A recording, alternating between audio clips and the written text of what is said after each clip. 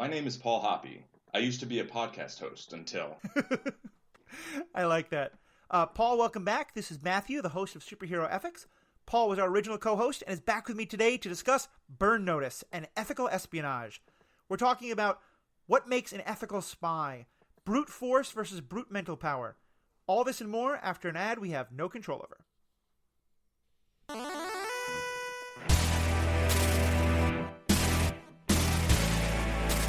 Welcome back to Superhero Ethics. This is Matthew, your host. And as I mentioned, I'm joined again today by Paul Hoppe, who was the original co-host and has continued to be a friend and supporter of the cast. Paul, how are we doing today? Doing pretty good. As Great. Well as can be, yeah. Okay. Yeah, with life. The world's dying, everything's a problem. But, we're getting to talk about great TV shows. So Exactly. Well, and as Burn Notice fans will know from Paul's intro, today we were talking primarily about the TV show Burn Notice. But we're going to put it into a larger topic of what I'm calling ethical espionage. Now, granted, this is a little bit outside of the sci-fi comic book field we often talk about, but I think that there's a lot of things about spy movies and espionage and things like that that definitely can fit in, that share a Venn diagram in a lot of ways, both with a lot of superhero stuff, but also with some science fiction stuff in some instances. And so I thought it was a good thing for us to talk about. And I know, Paul, this was one that I think you had originally suggested. What for you makes this topic so interesting? The idea of the ethics of espionage and the different way we see it in movies and TV shows. Well, so first of all, the term ethical espionage sounds like it could be a bit of an oxymoron, right? That's kind of the point. Right. But, we can see that in fiction, espionage and spies, like more specifically, are portrayed in varying ways from, the sort of, at this point, it seems like the sort of traditional, like James Bond kind of type, to the, the more modern, I'd say like Michael Weston is very different from James Bond. And similarly, like Jason Bourne, I think took spy action movies in a very different direction than Bond movies are. And, the choices that the characters make, the way they go about achieving their aims, I think sort of says a lot about, the viewpoint of the creators of the show and also, which ones you enjoy. I think there's probably certain reasons that, different spies are appealing to different people, and that might have to do with their methodology. I think that's a good point. I think especially because when I think of a spy, one of the things that I think of is secrecy and sneaking around, and that it often involves making ethical choices that are there's very much an ends justifying the means kind of idea often, or at least the idea that doing something that under different circumstances might not be the greatest is justified because, of the larger good. And so assassinating someone who's going to cause a huge problem, or, lying and betraying to someone who you become friends with, but because you need them to get inside the secret boss's hideout or whatever it is. Right. And so I think there's a lot of room there for us to discuss. I also think this is a very interesting time to be discussing this because, at least as I see it, I'm wondering if you feel the same, it feels like the cultural understanding of a lot of things of these has changed. We talked about Bond, which was not the only one, but I think for quite some time, Bond was the, spy on television and movies. And there's a lot of things that he did that, when it was Sean Connery doing it in the 60s and 70s, in terms of, being a womanizer and being drunk half the time and not really caring who he hurt or what he did, because he always saved the day and looked suave and debonair while he did it, it was wonderful. And then now when Daniel Craig is playing the part, we're looking at Bond not as a, heroic guy who everyone wants to be with or wants to be, but instead is kind of a sociopath who is maybe needed, but to be terrified of. What do you think of that kind of shift, and how does that play into this discussion we're having? Yeah, I'd co-sign most of that, except I'd just proofread out kind of like Bond's like a total sociopath. So I think like early on, the Bond's character was supposed to be sort of audacious, right? Right. But in a way that was supposed to be sort of enviable, I think, Right. by or was envied by the general populace, or at least the audience for those films and for those books. Um, but I mean, I watched when the Daniel Craig movies started coming out. Like, I watched the first one, and I was like, okay, this is a pretty good action movie. I watched the second one, and I was like, this is a pretty bad action movie. And then I watched Skyfall, and great title sequence, but like, it felt like the first one that kind of maybe knew who Bond was. But Yeah. halfway through the movie, I was like, oh, I don't like this guy. Like, I don't I don't really want to watch a movie where he's the main character. Like, he's Yeah. horrible. He's just a horrible person. And like, I don't even think whatever his ends are necessarily, like, he's an agent for the British government, right? He's not, Oh, very much so. Yeah. so the whole concept is based under the assumption like that the government spy organization is like doing good things, which, like, I'd say my understanding of the world is that that should not be a default assumption. Yeah. I Um, mean, my understanding has always been, and I've only read a little bit of the Ian Fleming novels, but that, they were written from a very patriotic British perspective, mhm. and it's in part because of what I was saying about the delicacy there.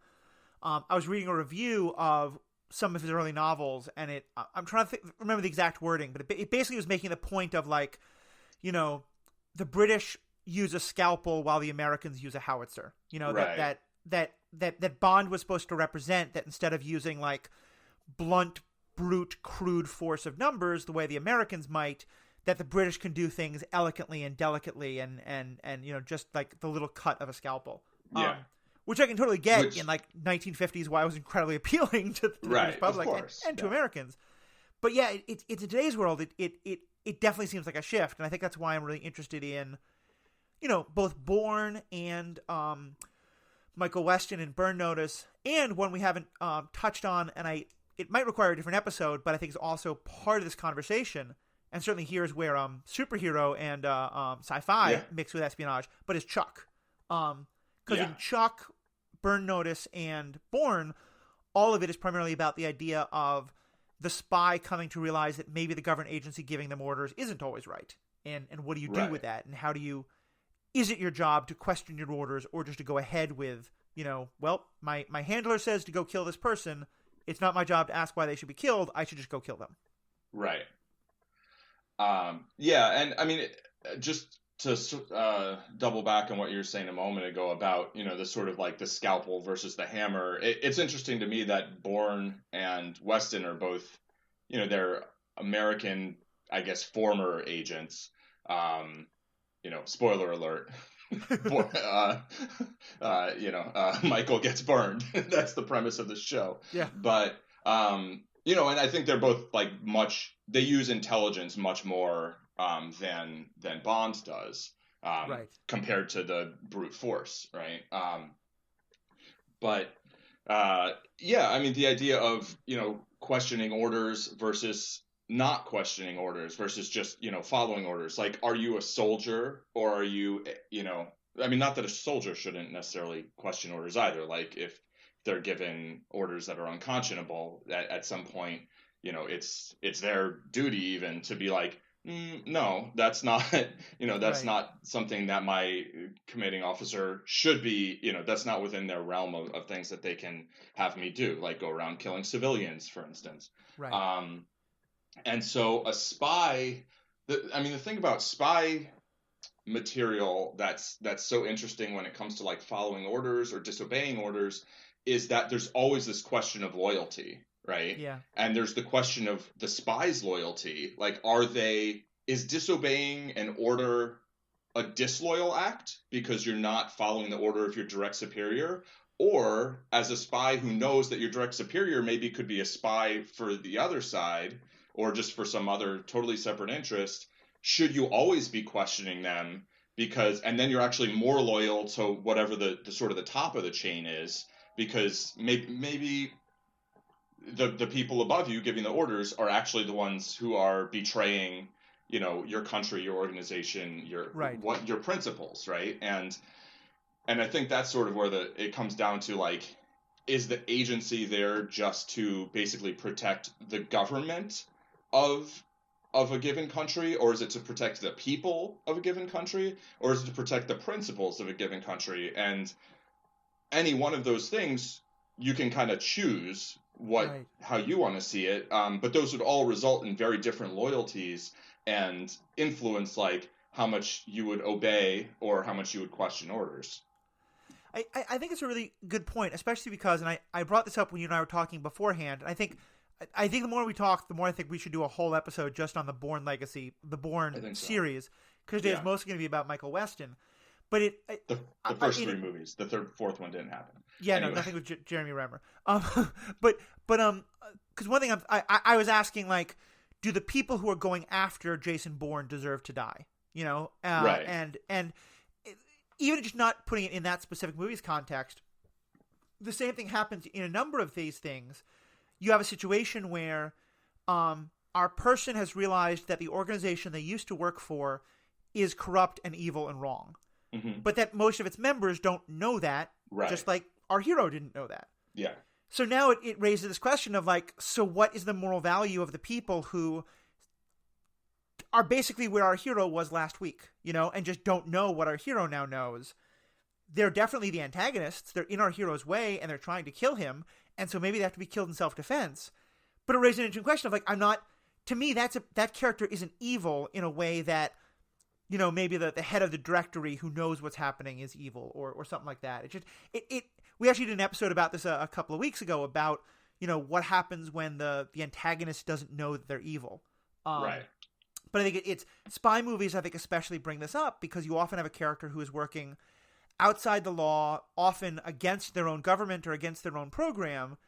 And now you sort of wonder, like, well, the people who've been told that Jason Bourne or Michael Weston or any of these people are threats to national security, is it their fault for believing it? Right. I mean, it's not really, right? I mean, maybe it's their fault for not questioning it or not investigating it at all. But I mean, it's sort of like in the Matrix. I think Morpheus says something like, anyone still plugged into the Matrix is part of the system, right? And they're basically at war with that system. But those people are actually people who have just been hooked up and brainwashed, right? Yeah. Which is a very literal way of expressing something that happens in reality in a more figurative way all the time, right? Right. The people who are part of the system are part of what's wrong, but they're not the cause of what's wrong, right? Yeah. It's like, I can be extremely anti-war and anti-military, but not anti-soldier, because the soldiers are basically just people who got a job because, like, they needed a job and they were told, like, this is the right thing to do, this is the right thing to do, this is the right thing to do. And, you know, with some convincing brainwashing that some people believe and some people don't. And so like, they're plugged into the system, and you can't just be like, oh, hey, by the way, everything you know is wrong. Like, just let me go down this hallway and, you know, just turn off that camera there. Like, but so I think there is definite, you know, there are always choices between, you know, is the protagonist going to basically say, like, well, I'm going to completely give those people's lives no value, and I'm just going to kill them if it suits me, or do I understand that they're part of a system and they're victims of that system as well, but they're still functioning pieces of it. Right. And so I need to find a way to kind of circumvent, you know, to kind of work around them. And, you know, sometimes fiction gives us easy answers and easy choices, but in reality, and also, you know, in complex fiction, sometimes it's like, well, yeah, you want to take the other way. You want to find the workaround, but, like, it doesn't always go well. It doesn't always work. And maybe there isn't always that option. Like in Agents of S.H.I.E.L.D., which is not quite a spy show, but is, you know, in the same universe, though much more superhero-y. But in that world, where, again, our heroes are often dealing with people who are antagonists but not really bad guys, they invented a stun gun. Right. Which I've always just thought is, like, the ultimate, like, you know, fictional escape from this issue, because now you have a way to prevent a person from stopping your plan without actually doing long-term harm to them. And it's both kind of brilliant that they do that, but it's also like, now you've avoided the actual interesting issue here. Right.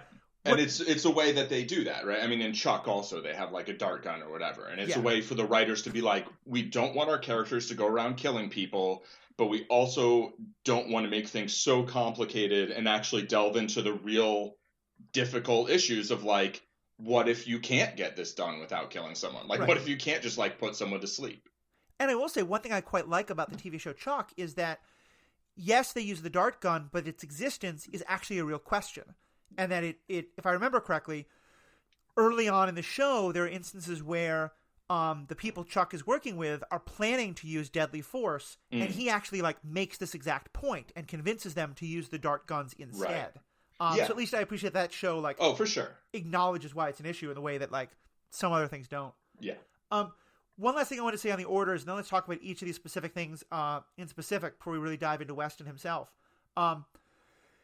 Just on the thing of following orders, one thing I was realizing is Bond actually breaks orders just as much as some of the others. It's just that often he breaks the orders to be more extreme. Right. That a lot of times the government is saying like, can you just investigate and like check this out? But of course we're kind of going to be, bureaucratic and slow. Yeah. And Bond will just be like, nope, I realize there's evil here. Let's just kill everybody. Right. And so let's use that. So let's actually, we wanted to kind of talk about the different approaches that spies can use. Bond, I'm guessing, is the one we're kind of most critical on. But let's go into exactly why. What are your problems with the kind of the Bond approach to espionage? I mean, first of all, like, he kills a lot of people. Like, the term, like, license to kill, as, like, a badge of, like, hey, look how cool I am. I can just go around killing people whenever I want. It's, like, maybe not so cool. Yeah. Also, the womanizing and just the just not valuing the lives of women in particular, but also more generally just people in the surrounding area, no concern for like collateral damage, basically. I can understand the idea of like, seduction as a way to gain information from a possible antagonist. Like that's something that happens in the KGB had what they refer to as the honey trap school. And I know the CIA did the same thing. But in the Bond world, I'm sure this is true in the real world in some ways as well. If you are a woman involved with the organization that Bond is going against, and you decide to sleep with Bond, your life expectancy has now gone down quite significantly. Yeah. It's like, what's the runtime of the movie? That's like the... Because you're right. It's not just that Bond kills people, but it's that Bond winds up creating situations where in order to get the information he wants, as well as to get laid, often, unfortunately, but even if you say that he doesn't want that, he just wants the information, he doesn't kill a person, but he creates a situation where that person's life is now in incredible danger. Yeah. And as you said, often, like, in some movies, this isn't always true, but it seems like in a lot of movies, the trope is he seduces a woman early on, doesn't think that she's going to be in any danger because of it. Right. Turns out he's wrong. The bad guy kills her. So he's like, oh, oops, that was terrible. Now I definitely have to get revenge. Along the way, seduces a second girl, actually falls for her, and then now her life actually has value to him. Right. Yeah, exactly. Yeah.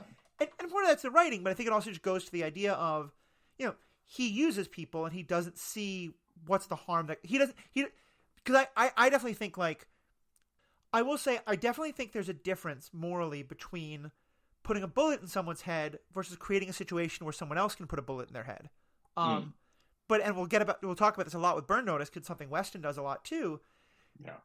You definitely, I think, still have some responsibility when you create a situation where someone else is going to put a bullet in their head. And I feel like Bond just never does that with the sources he uses, but especially the women he seduces. Yeah, for sure. I mean, and he just doesn't have any sense of responsibility for like the fallout from his actions. Right. I mean, when somebody already is like, yeah, I'll just kill whoever it's kind of convenient to me. I mean, there's a difference though. It's like he mostly kills people who he thinks are bad or part of some bad thing, but then, he lets other people get killed who he maybe doesn't think directly are as bad, but like he just doesn't value their lives either. And I mean, it's kind of interesting also that like it's often the women in the other organizations that like he doesn't kill himself. So Yeah.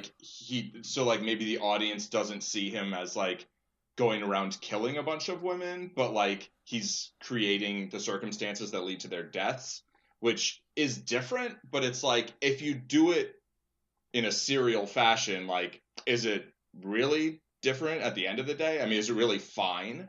Yeah. Like I would argue no, it's definitely not fine. Yeah, I think we're pretty agreed there. And I will just say that and granted, I like movies about terrible people a lot more than you do. Yeah, yeah. I love the Daniel Craig movies, although I love the perspective on Bond. Skyfall had Okay. some major writing problems. Okay, yeah. But because to me in those movies, the character who becomes much more interesting is Judi Dench, the M character. Because to me, the idea of we have this psychopath who's completely off the reservation, but sometimes we have a mission where if we send in someone who does have a conscience, they won't be able to carry out the mission we need to do. Like, that's to me an interesting ethical question. But you're right, it's not Daniel Craig as a hero by any means. Right. Yeah, I mean, we have a useful psychopath, basically, and how are we going to go about basically using him, right? And I mean, that is the whole premise of that movie with the backstory for the other character and yada, yada, yada. And I can appreciate that as a sort of as a story construct, and that's what I was saying. It felt like the first movies where the writers understood who Bond actually is. Yeah. As opposed to like, we're just like, oh yeah, this is fine. Why shouldn't a guy go around doing this? You know? I will say some of my favorite Bond movies, I think, are the most ridiculous, and they're the Pierce Brosnan movies. Because they feel like a transition point. Pierce Brosnan is like, we're not quite willing to say he's a terrible person, but we're just going to say he's a ridiculous person, and we should laugh at him. Instead of being like, how great is it that he's so seductive and all that. Yeah. So let's I think the second kind of school of espionage and ethical stuff that you talked about was Jason Bourne. Right. And I said we'll get more into him, but what's your understanding of the kind of Bourne style of espionage? So I mean, his style is basically kind of like dominate his opponents or his opposition through intelligence, skill, and strategy. Yeah. I mean, he's usually outthinking people from a distance, and by a distance, I don't just mean like being physically far away, because sometimes he's very close, but like the scene in the first movie in The Bourne Identity where he just grabs the map off the wall, to me, that sort of like epitomizes what I love about the character, because it seems like such an obvious thing to do, but like I've never seen that in a movie before. And like, you know, if there were a bunch of people trying to kill or arrest me, like I don't think I'd be like, oh yeah, let me grab this map off the wall, and then I'm gonna grab this radio off this guy, and like now I'll know where they are, and I can just look at the the fire escape map basically, and know how to go this way or that way or whatever. And you know, so in that case, I mean, The Bourne Identity mostly is like about him running away from people, right? And you know, so it's this extended chase movie, but he's not. There are aspects of physicality, right? Like being a great driver or being very good at hand-to-hand combat and stuff like that. But even in the hand-to-hand combat, you know, you have things where like the way he approaches the fights he's using the things around him. He's using intelligence, not just brute force. And when he's driving, he's like, you know, how do you take care of your car? Like, you know, it felt a little splashy. And she's like, well, it pulls a little left. He's like, okay. And so like he wants to know about the vehicle he's about to get in a chase with, like as opposed to just like, okay, let's go, you know. He seems the epitome of the fight smart instead of fight hard kind of idea. Exactly. And I think you at one point we were discussing this said that for you he's more of a secret agent than a spy, which I think is a really interesting point. Like he's espionage in that he's trained to kind of do like covert missions. Yeah. But he's not the kind of like, to me he's somewhat different from like a Chuck or even a Michael Weston in that he's not as much, you know, you tell him the target, he goes and takes care of the target. He's not as much on the gather information, figure things out. I mean, I'm sure he becomes that in later times, but I think that the Bourne trope is much more of the secret agent as ridiculously talented, you know, hand-to-hand fighter and the person who can create the situation where he'll always win the fight and he'll always get away. Right. And I mean, I think the character was created, and by the character, I mean the character within the movie, like was created by, you know, the government, by the program, in order to eliminate people that they needed to not exist, but also needed to not be connected with the end of their existence. Yeah. So, you know, he's like, we didn't create you to kill Bourne. We created you because you don't exist, right? Like, Right. And so like he would do, I think, like espionage, but like on a specific target with the sole, you know, goal of basically eliminating them and doing it in some way that would not arouse suspicion that they'd been like bumped off by the CIA, basically. Right. And, you know, and he wasn't going around gathering intelligence on this or that or whatever was going on. But then for the entire movies, basically, he's no longer an agent, right? I mean, he's a retired agent, essentially. Right. That they're trying to retire more aggressively. With extreme prejudice. With extreme prejudice, yeah. And so that whole like operating, I mean, personally, I find that whole like operating outside of the system to be a lot more interesting. Yeah. And also, you know, it's under the premise like, look, you know, the CIA is not going around doing good things all the time. Like, Right. we don't know everything the CIA's done, and it's certainly possible that some of the things they've done have been like beneficial to the collective of humanity. I don't know. But there's just a lot of things that we do know that they've done that have been horrible, that like, right. you know, the US government should not have been involved in doing. And you know, Bourne owns that. It's like, yeah, this, you know, the government, that particularly the shadowy organizations, like do a bunch of things that are horrible throughout the world, and this is kind of blowback from that, basically. Right. It's kind of a I think I don't want to caution us to not go too deep in Bourne, because, Sure, but there's so much interesting to say there. But I will just say, again, before we were talking, you made a point about agency, and I think that's a really interesting point of like. And it's something we talk about on the show a lot, like who has the agency to make ethical decisions. And I think there's a really interesting idea of, you know, you were talking about what's the moral agency you put on a soldier who's ordered to do a terrible thing. Right. And it was someone like Bourne. And I think actually this is a trope that we see a lot. I just did a rewatch on the Bingers Assemble podcast about the TV show Altered Carbon, which you haven't seen, have you? I have not. Okay. I won't spoil anything. I'll just say that like a lot of what that show is about, you know, a person who is recruited for that kind of work who then decides to go against it. But a lot of it's also about like how is he recruited and how manipulative was the, you know, how much agency did he have in a very kind of broken situation. So yeah. So yeah, I think definitely we will have our Jason Bourne episode to be sure. But having set the context with all that, how does that then compare for you with someone like a Michael Weston, a Burn Notice? What made you really want to kind of focus on Burn Notice? Because I think you're right that show represents a different kind of espionage from any of the other ones we've talked about so far. Yeah, I mean, so I think, so first I would contrast and compare like Weston to Bourne. They have a very similar. Let me quickly interrupt actually and say, for anyone who hasn't seen Burn Notice, first of all, it is a fantastic show, and since we're probably not going to get much new content in the next couple of months, I would definitely advise a watch or a rewatch of it. It's on Hulu. We'll probably be spoiling some ideas in this, but hopefully not too many like major things. We'll spoil a lot, but you hopefully can still enjoy it. But the basic concept of it is someone who was a CIA spy, and I think was very much a very good fighter, but also very much intelligence gathering and knowing your enemy and that kind of thing. He gets what's called burned, which means the CIA has given information that he is a bad agent, and so he's cut off from the agency. And then he spends most of the rest of the show both doing like, you know, the episodic mission of trying to help somebody, while also trying in some way or another to get his old job back, to find out why he was burned, to get unburned, some variation of that. So yeah, having set that context, go ahead. So yeah, I mean, he uses a lot of the same sort of, he's very tactical.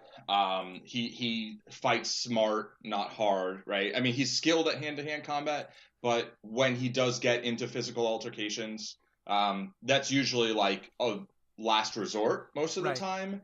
And in those cases, he's still like, you know, he's like, if you're in a fight, you know, you want to have hard things around you that you can hit some, you know, a bathroom's a good place. And then he like smashes someone's head into like a urinal or a sink or Yeah. something. And that's in like the first 10 minutes of the pilot, so not too much spoiler there. But the big difference I think between him and Bourne in terms of like what they do strategically or tactically, he does a lot of social engineering.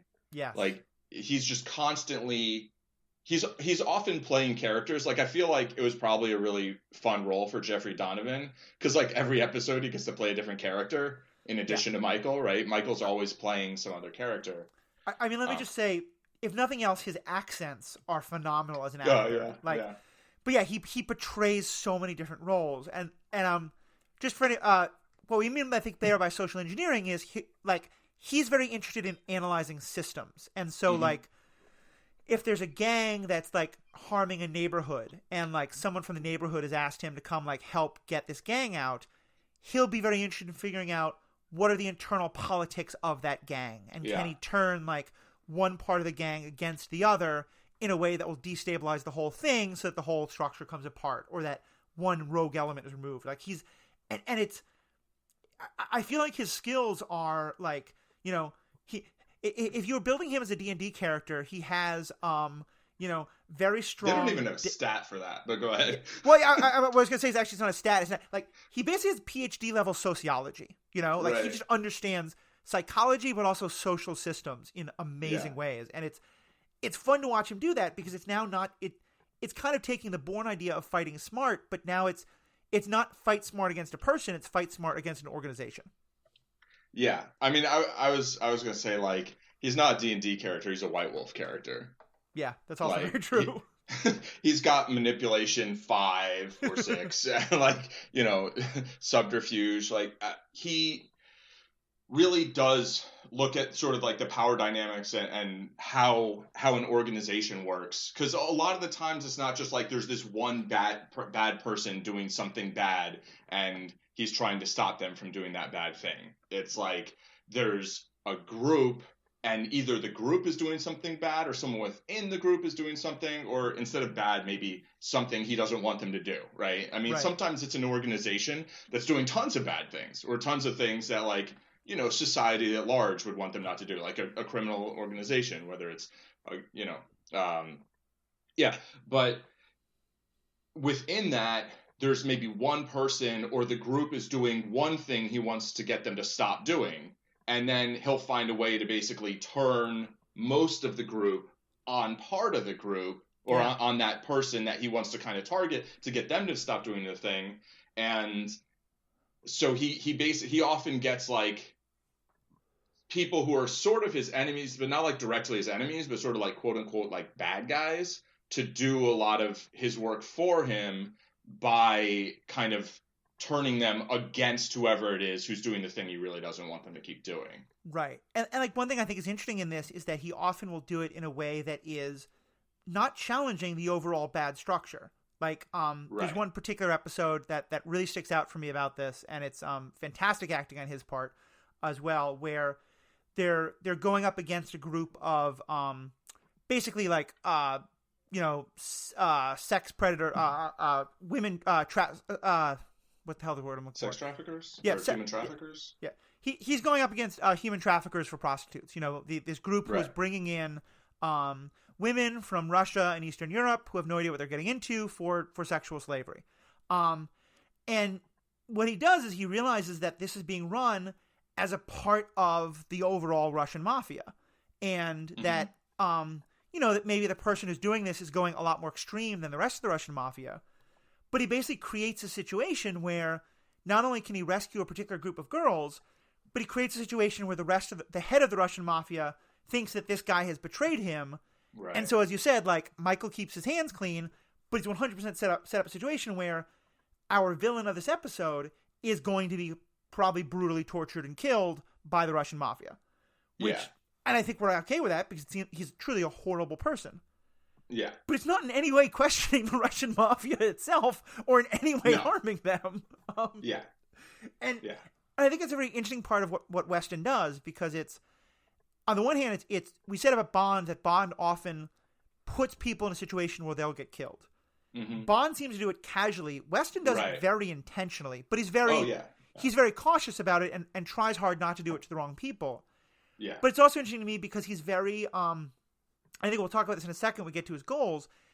He can be very, if someone comes to him and says, I got hurt by this situation, he wants to fix that situation. And whether or not he wants to fix the larger situation that fits into, sometimes he does, but often he can really just tunnel in on this one part of the Russian mafia is doing this bad thing. Let's eliminate that thing. Right. And I think that makes a certain amount of sense within both the context of being like a former secret agent or agent, whatever. Actually, contractor, right? Yeah. I think. But he says, I used to be a spy. That's how he opens every episode. Yeah, right, exactly. But, when, say you're a contractor working for a spy organization, right? And you're going around doing spy stuff, for the most part, you're not like, the agency's not like, oh, that government's bad, overthrow that entire government, you one guy, right. They're like, saying, go ahead.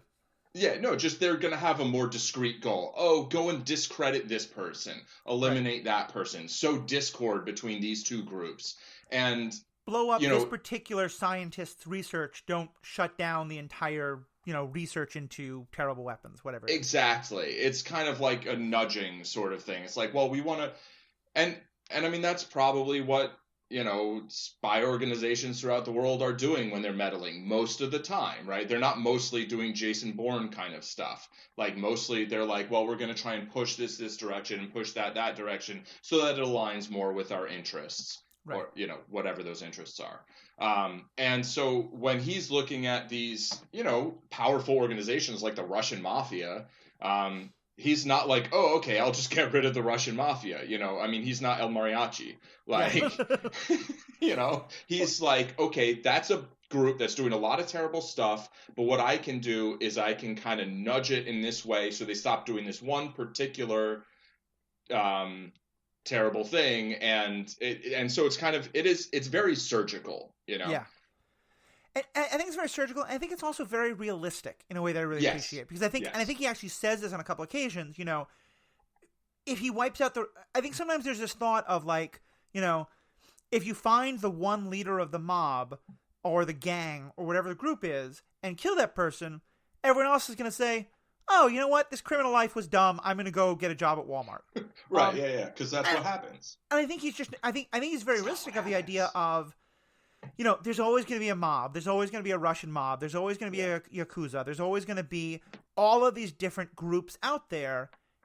And it's almost sort of a like, he sort of if everyone kind of does their thing and keeps it to a low level, that's fine. Yeah. But when they kind of step out of line and do more evil than they're supposed to, that's when I'm going to get involved. Or at least when it's a part of their evil is brought to my attention. Like, I don't think he wants all these organizations, but I think, he's a very realistic and very pragmatic approach. Yeah. I mean, it's sort of like seeing, some organizations that are selling drugs and you're like, okay, that's going to happen. And then they're selling drugs to like 8-year-olds and you're like, okay, maybe I can do something about that. Or maybe that's actually even too big of a thing. But like, the point being like, somebody's gonna step in when a vacuum opens up, basically, right? Like, you can't overthrow a government without then like having a government in its place, that for the most part, right? I mean, it's gonna crop up essentially. So yeah, it definitely is going for a more realistic kind of. Yeah. So let's talk about specific things about him, because I think one of the things that makes Weston, I think, most interesting is his goals. He starts out wanting to be a spy again. Mm-hmm. And I think with a very justified, just a sense of like, it's not even that he's like, oh, I'm given the chance to choose something else, I want to choose the first thing. It's more, he was happy not choosing, just going along with the life he was leading. And then something has now screwed. I think in a lot of ways it's much more about like it's his honor not even his honor, but like he's been falsely accused. He wants to clear his name. Right. And then over the course of the show, one of the constants that he's wrestling with that I think is one of the most ethically interesting is how much is he willing to compromise his ethics to get his job back, or what are the things he's willing to go along to do. Because he's often faced with a situation where it becomes a self-fulfilling prophecy of he has to work with terrible people in order to prove that he wasn't working with terrible people. Right. Which I think is both brilliant, but also just, it puts him in such interesting positions as the story goes on. Yeah. Yeah, I mean, he basically, because like he was starting off working with terrible people, but then they basically said, oh, you were working with the wrong terrible people. And he's like, no, I wasn't. And then he's working with these particular people, which is, I guess, sort of the overarching plot of the show, which is kind of like an onion. I mean, it really takes forever, but on the other hand, like, I feel like they actually handled it very well, where most episodes do manage to really focus in on something very specific that's going on, and then they just have like a couple minutes, a little tag basically that's like, okay, here's the overarching story. In terms of like, this is not an ethical thing, but just as an aside, in terms of a show that balances episodic, like, problem of the week with season and story long overall problems, I think this show and Buffy the Vampire Slayer are like the absolute gold standard. Like, both of them just did such a good job of finding that balance throughout both. Yeah, I agree. That's a hard thing to find. I mean, most of today's best shows, I think, are much less episodic. It's gone much more towards, we're just going to have every episode be about the big thing, basically. Right. And then we'll have multiple threads, but, we're not going to have some overarching thing that we just touch on occasionally. Where there's other shows that would go like a season or two, like, without touching on the big main thing, and that would be a little less satisfying. So I do think it really strikes a great balance that way. Right. And, to bring it into the sort of ethic. Oh, go ahead. And to get to your onion point, I think is what you're saying. What in this show it's called the organization, but in this show, one of the things that it does is very much like Hydra on Agents of S.H.I.E.L.D. or I forget the name of it, but there's another organization like it in Chuck. They're sort of like, every season we think we're dealing with the, like, the big bad organization, the Ring. Yeah, thank you, in Chuck. And then every season we feel like we've taken them down, and then we find there's some like deeper layer of it that like still hasn't been uncovered. And it in Burn Notice, I think it's a little bit more complex than that. It changes and shifts, which I really appreciate. Yeah. But we always have this idea of either that or just the general more nefarious, clandestine spy networks that he's working against. But yeah, what do you think of the kind of journey he takes in terms of what he's willing to do or what he decides not to do in order to get his job back? Yeah, I mean, I think I start to question well before he does, like, why he wants his old job back. Right. And I do think a lot of it is like I think there's an extent to which he wants his old job back so that then he can decide whether he wants his old job. Yeah. So in a way, it's kind of like, right. It's like a quest for agency, basically, for an agent. But although he was never actually an agent, but anyway, but like he starts off just like, what the hell? Like, I didn't show me what it was. Like, he just, even to start with, like, just wants to know, like, what's going on. And then he's like, now I want to get reinstated. And then over time, in order to get there, there's like more and more things where it's like, well, is this what you really want? And the characters around him also, I think, are often asking him that, like, why is that what you want? Like, they burned you, like, you're basically having a fulfilling life right now, right? Like, I mean, he's doing a lot of, I mean, whether we want to call it good or not, he's helping a lot of people on a local level in a very real way. He's a kind of like, it reminds me of a lot of shows. He's the like A-Team. Yeah, it's exactly what I was going to say. From the 70s, like the A-Team or things like that, where he's helping the people who won't be helped by the authorities. Right. And I think you're right. One of the things I think becomes a very interesting element of it, and again, this is the kind of plot point that could be played so badly, but they keep it such a good thing, is that he develops people that he's close with, particularly his on-again, off-again girlfriend, Fiona, and also his mother, who's, I think, one of the best parts of the show, to be honest. She's great. She such a good dynamic. Makes the show such a different show than it would be without her. Yeah, the family dynamic, and we'll get to that in a second, but like, I think one of the things is that he always has this idea of, my connections with you are temporary, but eventually I'm going to go back into being an agent, so I have to cut you all off again. Right. And I think that's one of the real tensions. The other thing, though, that what you said brought up for me is, and I wouldn't have thought of this until you really connected to me with what we were saying before about agency and the like. I think he is very much someone who falls in that camp.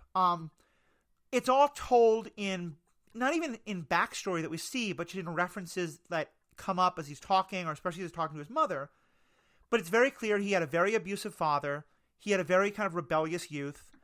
And he really was like kind of, the young man who gets recruited, and all of a sudden he has an organization to belong to, and he has a way to be respected, and he has a way to feel like he's protecting people, which has always been incredibly important to him, because he, as a young boy, was basically protecting his mother and his brother from this abusive father. And so I think it's so subtle that I think you can forget about it. But I do think that's a very intentional part of the show, is this idea of how much agency did he have to choose the CIA, and did he really fall in love with this position because it gave him, the life that he never thought he could have growing up.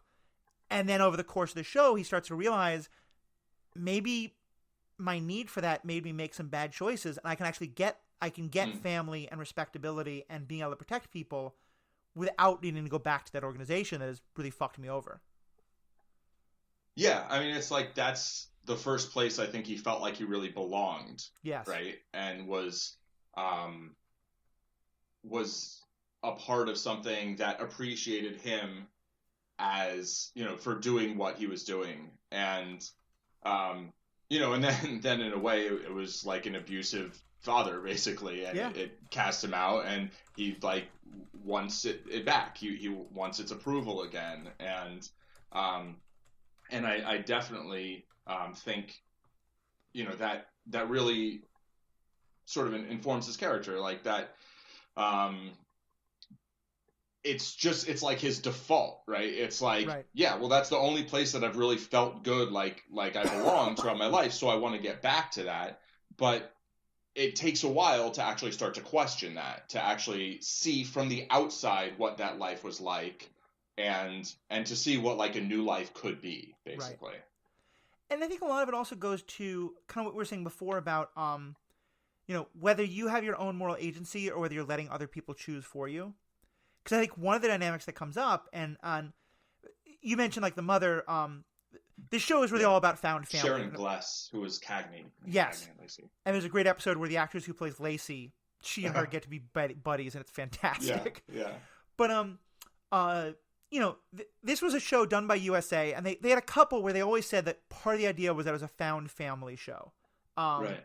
And this is more review than ethics, but I just want to say, like, every time I watch shows like now the most recent Defenders or things like that, where it's all about them fighting and breaking up, this is a show not about people who fight, but about people who bicker. Like, they always love each other. They're always going to be family, except for the really hard episodes where they almost break up. But it's that family dynamic that's so good. But where I was going with all that is, I think one of the things the family does for him is they hold him accountable. Because there's a number of times where that desire to be part of the organization again, or part of the CIA, or to belong again, lets him start compromising himself and starting to do more and more ethically fucked up things, because he thinks this is what's needed for the larger goal. Right. The sort of alluring idea of the greater good, and like the idea of like, oh, well, if these other people are determining what the greater good is, I can basically just like follow orders, and I can just trust that they know what's best, and it's going to be what's going to be good for everybody, and I'll just follow that. And it's probably less exhausting than trying to make those calls on yourself every week. I think there's a very understandable part of humanity that, like, having to make every ethical choice every moment of the day is exhausting.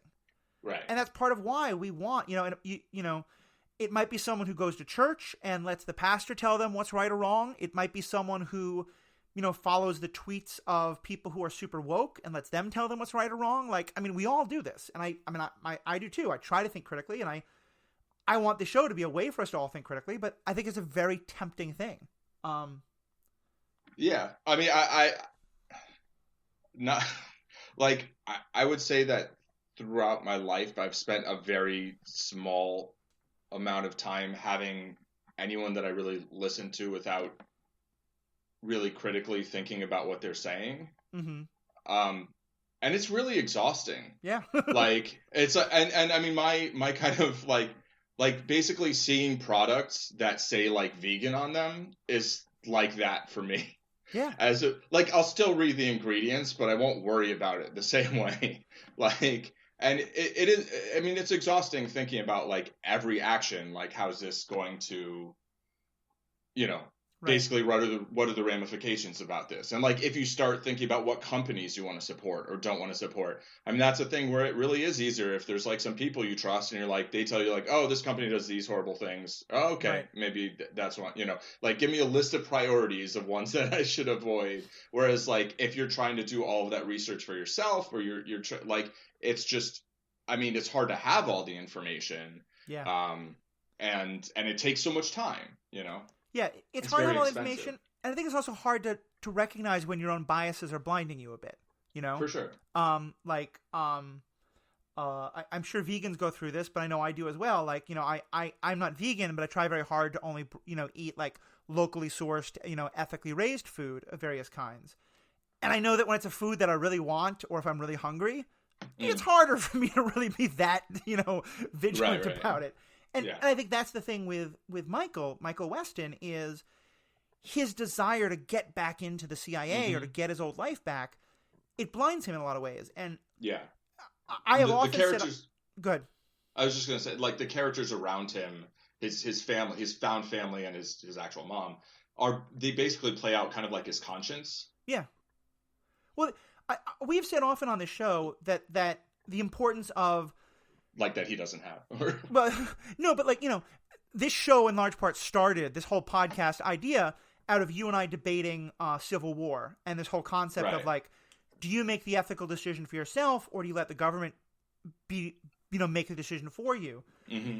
And I think where I came down, and I think from conversations you're somewhere in the same realm, if a little different, but is the idea that like, what we really want is at least for our characters to be accountable to someone. You know, if there be someone else who's close to them saying, hey, are you really doing what you think you should do? And I think a lot of my favorite superhero stories do that. You know, the Arrowverse does that. The Avengers, when they're at their best, do that. And I think that's part of what makes this show good is that each of the characters has their own moral flaws and ethical blind spots, but they all hold each other accountable.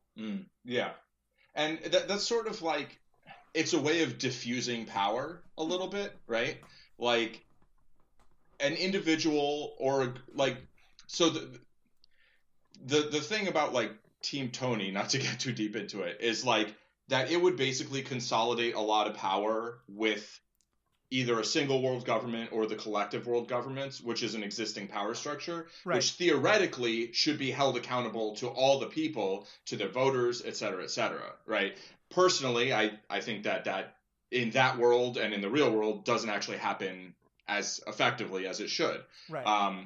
But whereas something like, if you look at something like Team Cap, if he's on his own going around doing whatever he thinks, well, he's a very powerful person who, if he's doing whatever he wants without kind of any check on that, then that all that power is concentrated in one mind and one will, one like decision maker, right? Whereas when that person then actually has like a group of people around them who are like, hey, maybe you shouldn't do that thing, you know, maybe you shouldn't build Ultron. Oh, that's Tony.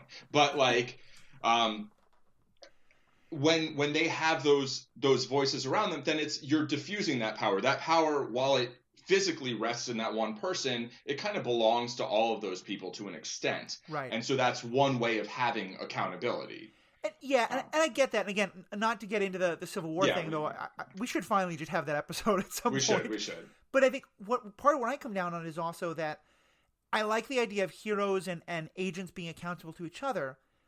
But like, I always keep thinking like, but there still needs to be a civilian review board. You know, that there needs to be someone who's not the secret agent, who's not the police, who's not the hero, who also gets to say like, look, I don't have the biases you do, and maybe I don't know what you do, but here's what I see as wrong. And I feel like Burn Notice is the only show that has that in the character of Madeline, the mother. Oh, yeah.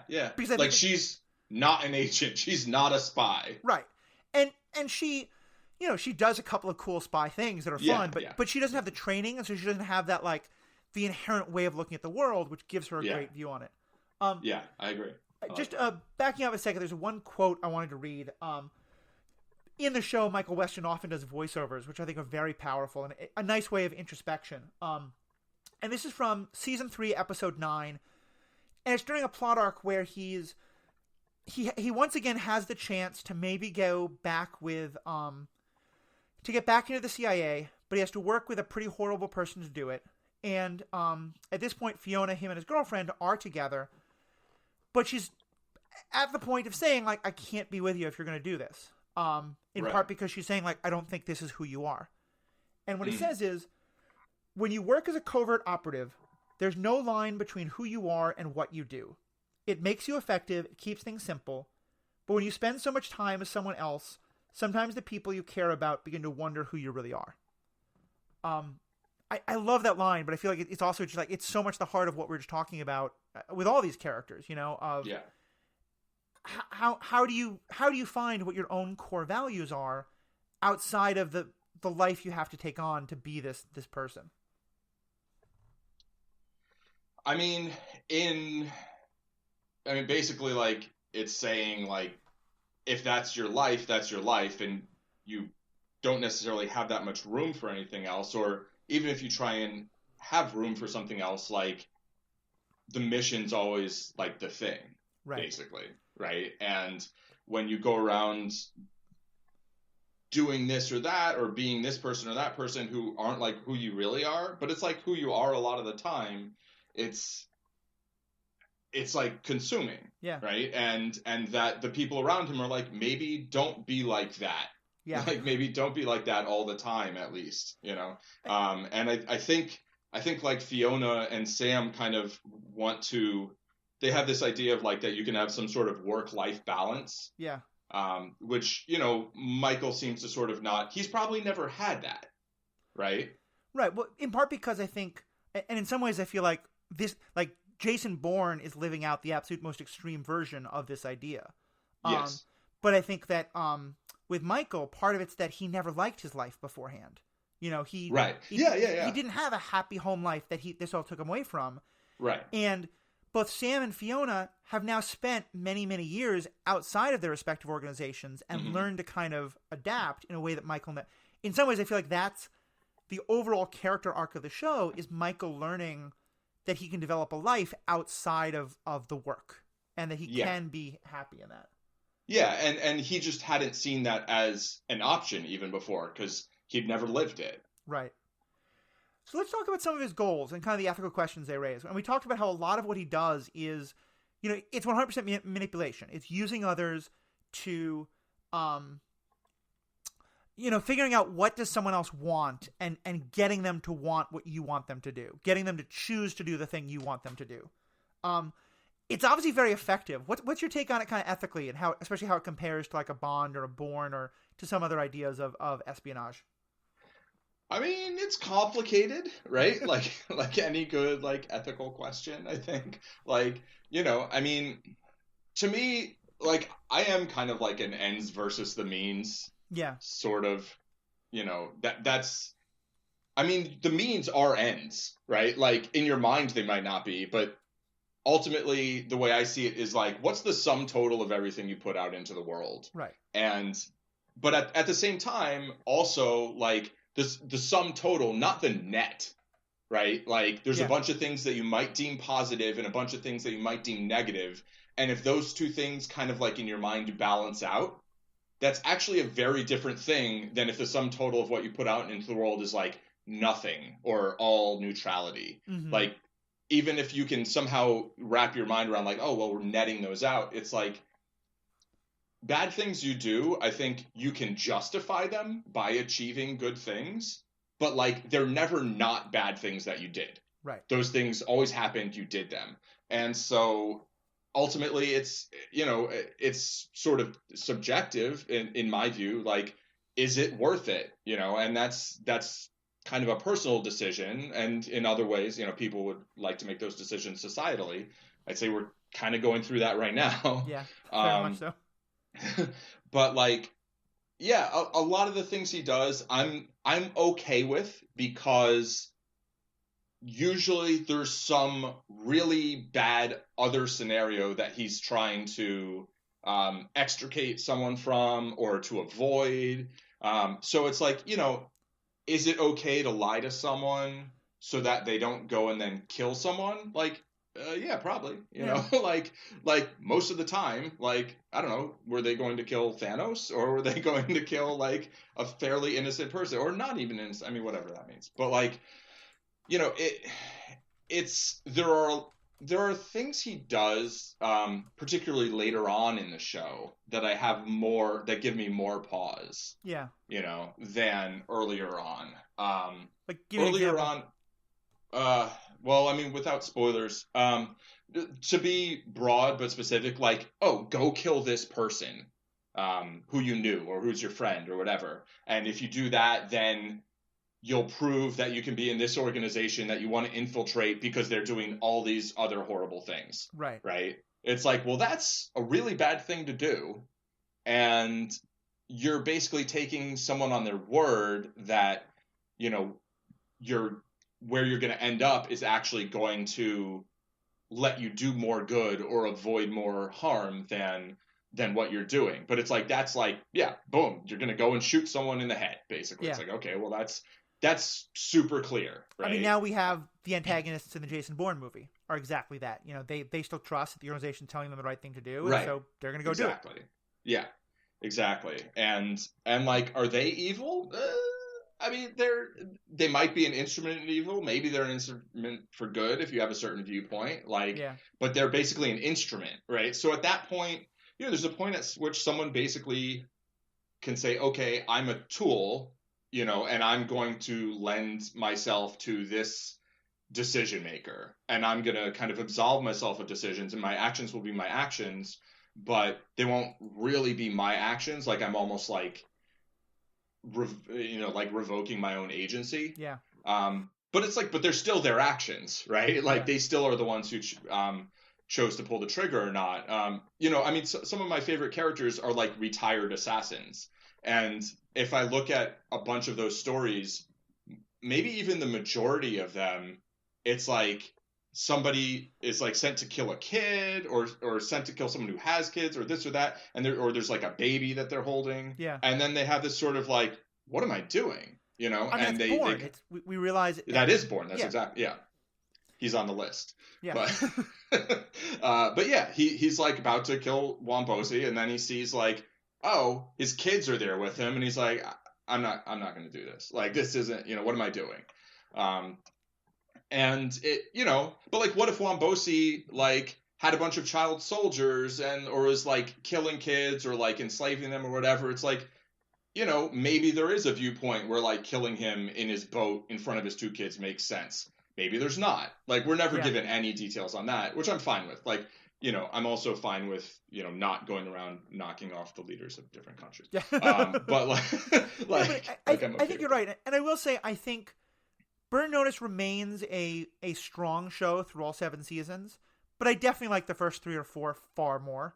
And I think it becomes a very different show, I think. Yeah. Well, I think because there becomes a point where like the main tension of the show becomes harder and harder to hold for that entire time. But yeah, but I definitely, but even I think, and part of why I think I really like it earlier is he's very introspective about what he's doing. Yes. For me, I think what often bothers me is the character who, and not like bothers me as bad writing. I think it's great writing. This is what people actually do. But is the people who make moral choices without realizing it. And I think Weston, at least, is constantly aware of the price of the choices he's making, and is sort of making this moral calculus of like, yeah, I'm not like actually happy that this guy is going to go get tortured because of what I did, but it's going to stop this neighborhood from getting hurt or stop these women from being trafficked. So like, it's justified. Yeah. But, and we'll get to in a second, although I want to say one or two other things otherwise about it. When he makes a mistake, like, I feel like, Bond gets people into trouble and just doesn't care. Weston, I think one of the defining things of him, and this becomes a part of why a major character joins the show, is that when he makes a mistake and gets someone else in trouble, most of the time he really cares about that, and either he tries to prevent it, or in a couple of cases where the person does get killed, he carries that guilt in a very serious way, which I really appreciate. Yeah, I mean, it shows that, that there are consequences for, especially every time, we make a decision where it's something where it's like, well, we don't really want to do this, but we think that it's justified because of such and such. It's like there's real consequence to that. Yeah. And he'll carry it through more than one episode. It's not like it's just like, oh, at the end of that episode he feels bad. Like, it's like there actually is a weight to the show. And I feel like the show actually kind of gains weight a little bit as it moves on. Yeah. And just a brief aside as far as the structure of the show, season 7, I think I agree with you a lot about like seasons 5 and 6, but then season 7, which was the last season, they did like a half season, and it was basically not episodic. It was just like, here's the conclusion of the arc of the overall story. And I thought that was actually pretty tight, and they really did a good job with that. Overall, there might have been some moments, but I think you're that right. was like really delving deep into the like, is this justified by this or that? Well, especially because I feel like, and then what happens with a lot of these shows, like seasons 5 and 6 were kind of in a holding pattern. Like they'd gotten to a point where the only real logical step was to end the story, but they weren't ready to do that yet. And a part they do that by introducing new characters and focusing more, but like season 7 ends it. I will just say that there's one thing I think is what I see as his major ethical flaw, and I wonder if you agree on that. And then let's talk about Jesse. To me, Michael has, among other things, an incredible trust in his own abilities, and an incredible faith in the fact that he will be right. And one of the recurring things that happens through the show is that the person he's trying to help gets worried that this is actually going to make things worse, and is at some point even saying like, wait, can we stop? Can we not do this? Maybe this is a bad idea. Yeah. And Michael's always saying, you have to trust me, you have to trust me. Because this is a show, 99% of the time, Michael turns out to be right. But it to me, it brings up some of the problems I have with the Team Cap idea, which is you're constantly asking other people to put themselves at risk or to, take away their own agency in order to trust Michael that he knows what he's doing. And maybe it's just because any level of hubris like that always bothers me.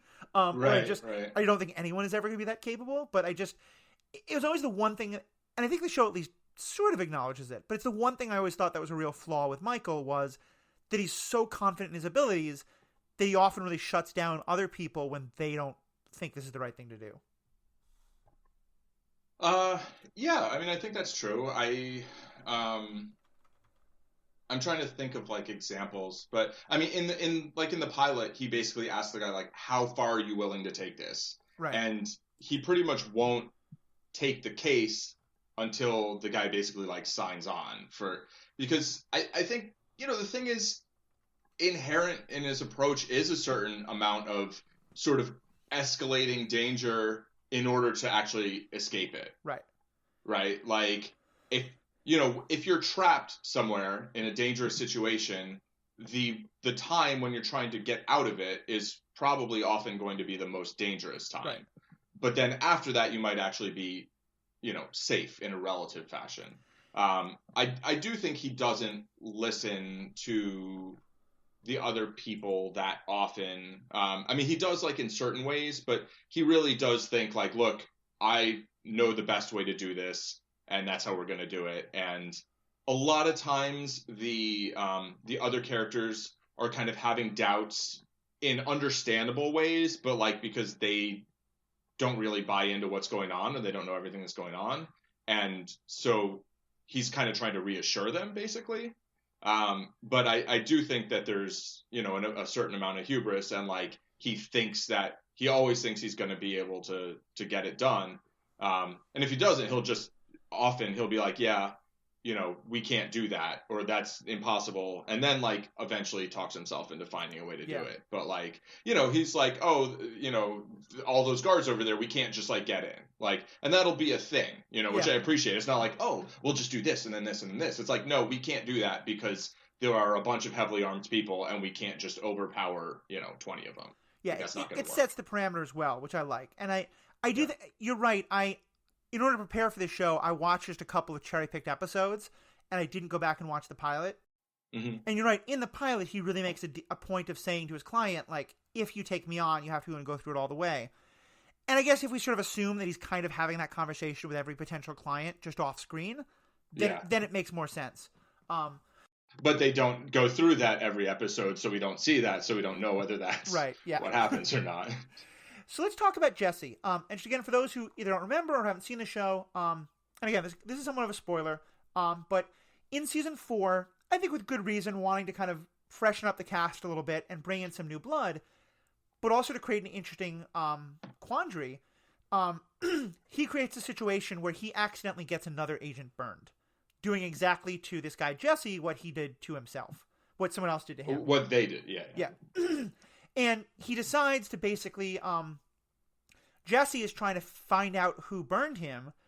And for a while, it's pretty clear that, like, he wants to go after Michael, or he wants to go after the person who did it. And then Michael, he finds out it's Michael and he wants to go after Michael. And I always thought to me, it's very revealing that Michael makes a very conscious choice to say, this is my fault. I'm going to take responsibility for it. I'm going to some extent, not sacrifice myself, but to make myself vulnerable to protect this person.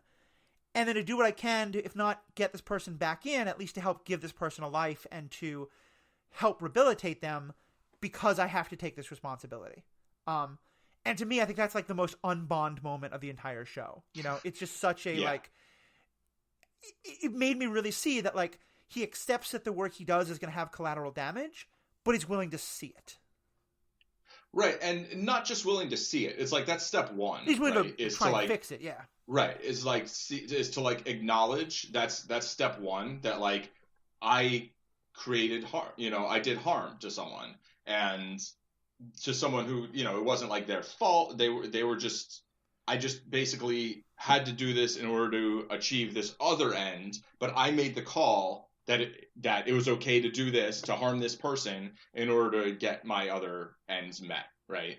But the second step, which I think is even more important, is to actually attempt to make amends, to attempt to, not like get him to forgive him, but to actually materially improve the situation.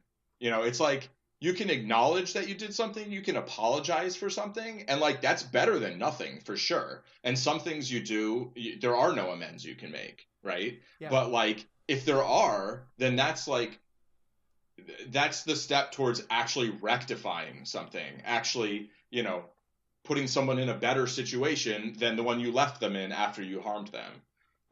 And like if everybody did that, the world would be a much better place. Yeah, no, it's very true.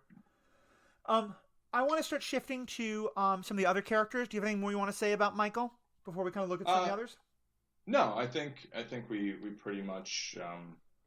I just one tiny note. I just want to double back to the whole like the idea of keeping his hands clean, kind of. By getting other people to like probably bump off someone that is doing something that he doesn't like.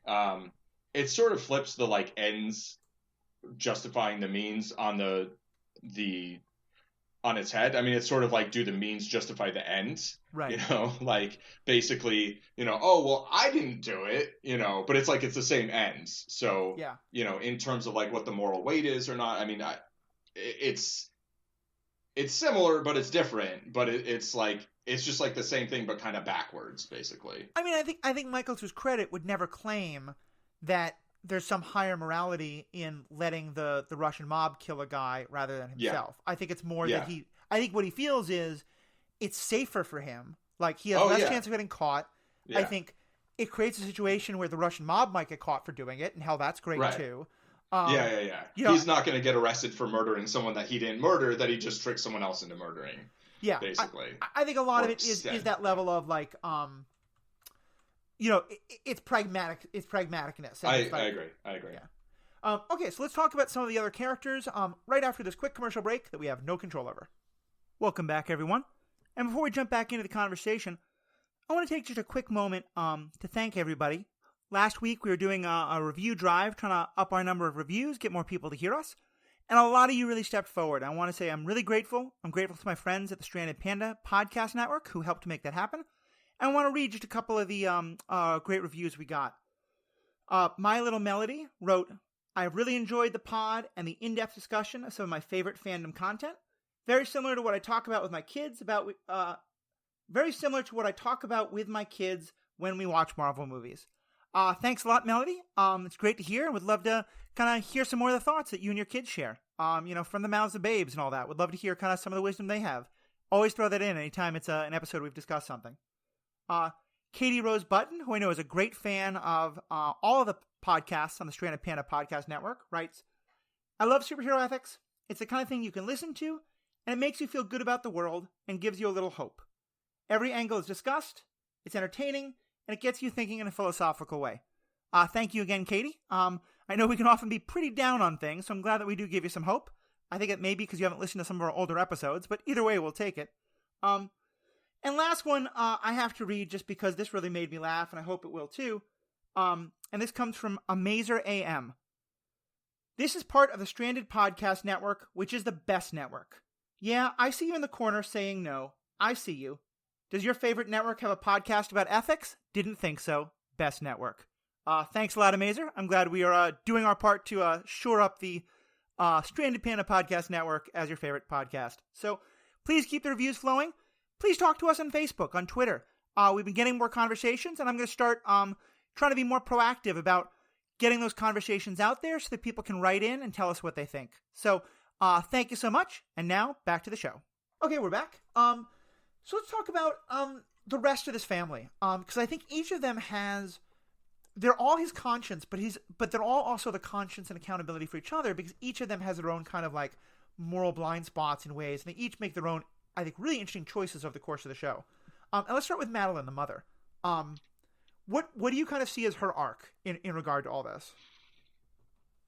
I mean, her arc, she goes from basically, being a mom with grown-up kids, basically being a woman living in Miami with grown-up kids who've moved away, and, she's got friends. I'm trying to remember what she does. Does she have, like, a job she goes and does? I believe she's retired, and she has, like, she has Social Security and, like, some small pension that her husband had, but money's tight for her. Right, yeah, exactly. And then gradually, and she knows that Michael does something that's, like, shady, and because I think he's been, like, sending back, like, bricks of cash or whatever, or something, right?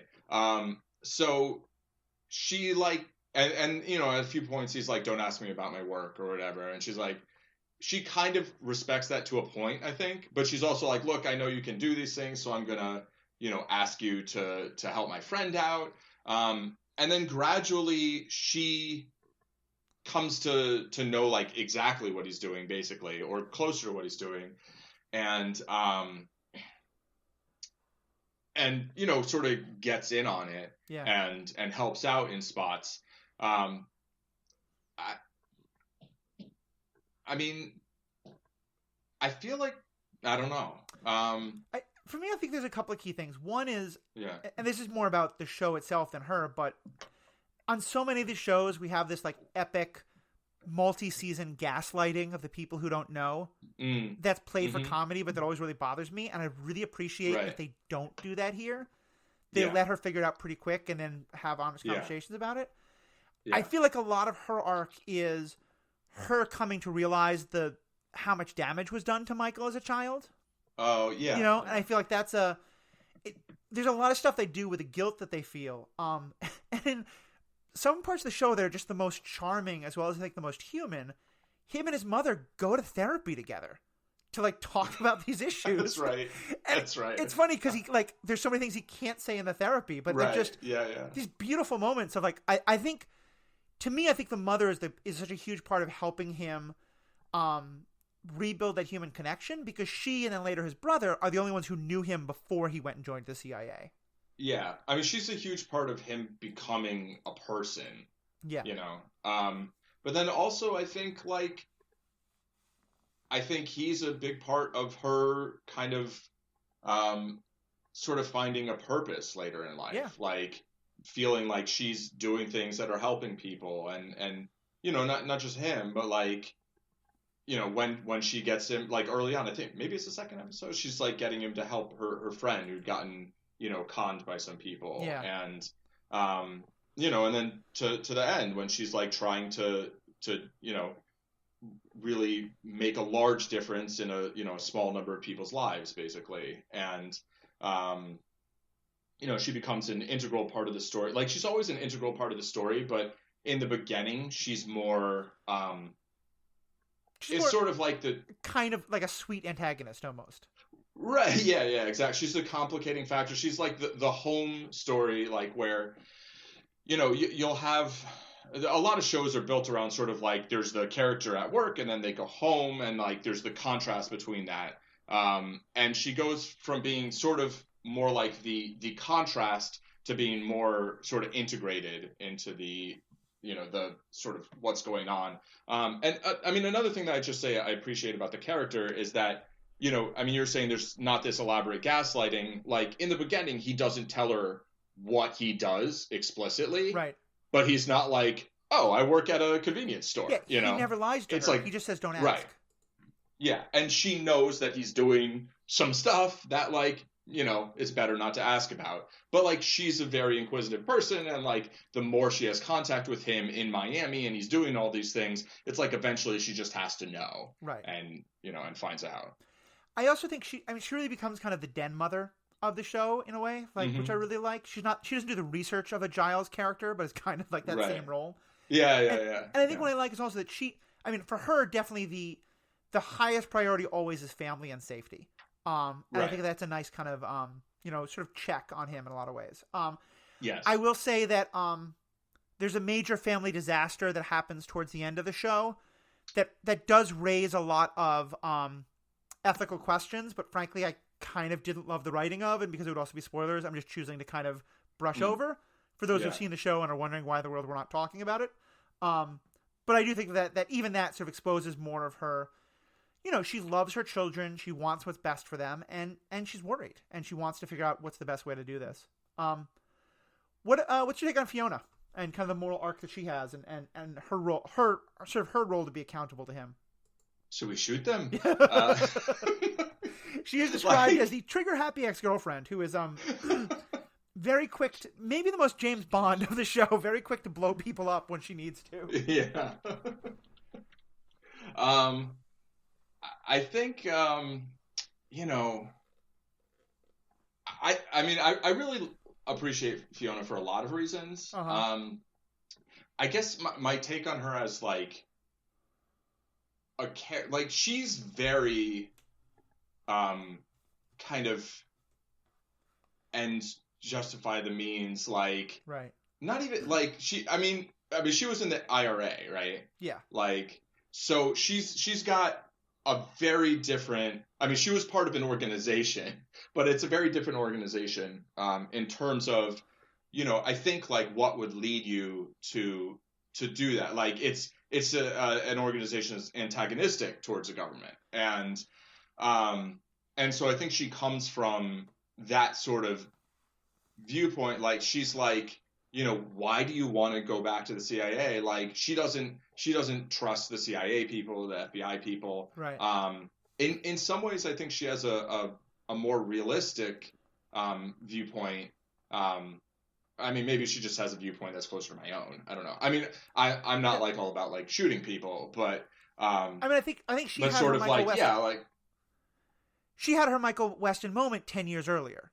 She went through bad times with the organization she was part of and decided, this is dumb. I don't want to be a part of this anymore. I'm not going to try. And I think that's why it so hurts her to see him do that. Yes. And I think she's a really interesting one because, like, for the most part, she's much more headstrong. She's much more violence prone. But she also has some very strict things that she, like, for her, it's much more about, like, you don't get into bed with people who are doing bad things. And she's also fiercely, fiercely protective of children. And has a very strong, like, if you're hurting children, like, you gotta go, no questions asked. Which I like about her because, again, it makes her so believable, that she has these blind spots. You can call that a blind spot. It's a pretty reasonable position. But that she has her perspective, and it plays off so well on Michael's. One thing I really appreciate about her character is that, I mean, she does have those clear viewpoints, and she's more contrary than like Sam, Yeah, towards Michael.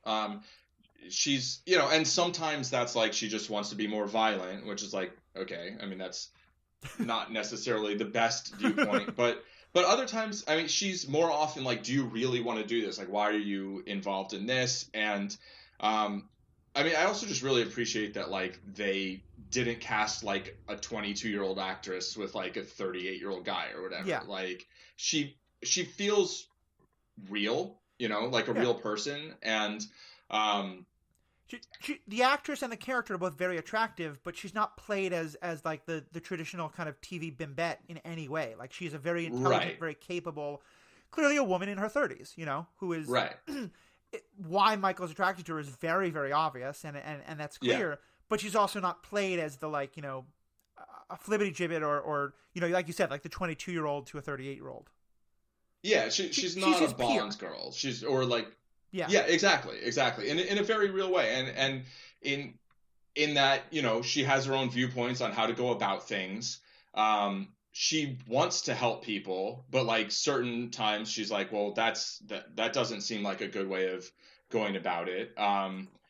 She's not afraid to. I mean, she does her own thing separately for a lot of the show, right? Which like is maybe not a great thing to be doing, yeah. but like I mean, like she's like an arms dealer, right? Or she's like always doing these arms deals or She's whatever. an arms dealer Um, slash bail bonds person. Like she's got a couple of right. shady things. Yeah, Yeah, but and I mean some of them are maybe like good and some of them are maybe not as good, but like um I think like Sam is very much like, and we'll get to him in a minute, but like I feel like he's sort of um the sort of the sort of conscience, like sort of like reflection more yeah. of Michael, whereas I feel like she's further apart. You know what occurs to me, and I think a lot of this has to do with her emotional entanglement with him, which we'll get to. But in a lot Yeah. of ways, I feel like Sam and Fiona are the Spock and McCoy. She's Okay. the like Michael's trying to walk this line, and she's the more Hmm. volatile, emotional, and Yeah. Sam's a little bit more the like let's step back and reflect. He Yeah. definitely has his strong emotion moments, but they play. It's one thing I think makes the show so good is that they play out really well as kind of both pulling him in different directions. Yes. And I think some of the most rewarding parts of the show are when the two of them have to acknowledge like we actually kind of are friends too, and actually really help. Like there's a couple Right. of great moments where one of them will save the other, and Michael will be like, "Wow, you really helped save them," and they'll be like, "Yeah, don't tell the other," like, um, but yeah, I think you're right in the counterpoint there, and I think for me at least, an essential part of that is Fiona very clearly from the very start wants a romantic relationship with him, but she wants a relationship with him who is no longer in the agency. Like Right. she has found herself outside of the agency, outside of the organization in her case, or the IRA, and she wants him to do that so he can be with her. And Yeah. and in her mind, I think somewhat fairly, and sometimes maybe a little unfairly, but understandably that's how she sees it. She always kind of sees it as he can pick a life with her, or he can pick a life of going back to the agency. And I think Right. it like just saying that sounds like such a dumb trope, but they do it so well that it really feels like that she's about, I want you to be the person I fall in love with, not the person who feels like they need to be a spy. Yeah. And I mean, it's interesting because the person she fell in love with wasn't really the person he was, Yeah. but it was, right? Like he was playing a character then. I mean, he was undercover, but like, I mean, one thing that he says early on is like when you're, trying to establish a cover identity, or when you're lying, like you always want to have elements of the truth, Right. and that's what actually will sell it better. And so, it's possible that there's an extent to which when he's playing any given character, and maybe particularly that one when she met him, he's actually exposing a part of himself that he's like denying the rest of the time, Right. when he's like being an agent but not pretend. It's I mean, it's like when an actor or whatever lets something out of themselves that is part of them, but that they don't like express in their normal everyday interactions. um Yeah, and I think it's a really good way of doing it. Yeah, she's because I think she fell in love with Michael McBride, who's his alter ego when they work together. Yeah. But it's really, I think, over the course of the first couple seasons that she's seeing this other part of him, and that's what she really falls for. Yeah, and I mean, as like the quote you were saying earlier, you know, that in his mind, there's no line between who he is and what he does, and so if what he does is goes back and works with this agency, like, then that's who he is in his mind, right? And like that's not who she wants him to be. That's not who she wants to be with. And you know, overall throughout the course of the series, he basically has a choice, like who does he want to be? Yeah. There's one other key moment for a character, and this is going to be a pretty big spoiler from late in the show. So if you are wanting to rewatch the show or watch it the first time and don't want to be spoiled on a major plot point that's pretty late in the show, I'd say skip ahead 2 or 3 minutes, maybe 5, knowing how much we talk. So that'll be in 3, 2, 1. I think, to me, one of the most important moments for her character is when she's the one who causes collateral damage. She sets off a bomb that causes 2 innocent people to be killed. And there's this whole season-long arc of trying to figure out if there's a way to keep her out of jail without also Michael going to jail. And in the end, she winds up turning herself in. And again, I haven't seen it in a little while, but my memory is that it's in part I want to sacrifice myself instead of Michael.